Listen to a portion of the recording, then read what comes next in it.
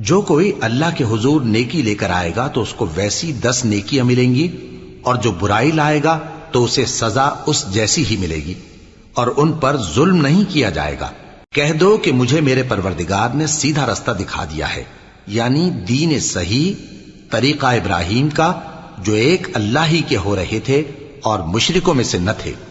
یہ بھی کہہ دو کہ میری نماز اور میری قربانی اور میرا جینا اور میرا مرنا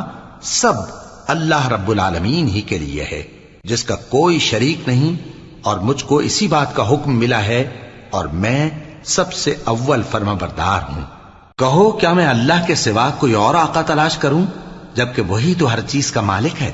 اور جو کوئی برا کام کرتا ہے تو اس کا ضرر اسی کو ہوتا ہے، اور کوئی شخص کسی دوسرے کے گناہ کا بوجھ نہیں اٹھائے گا۔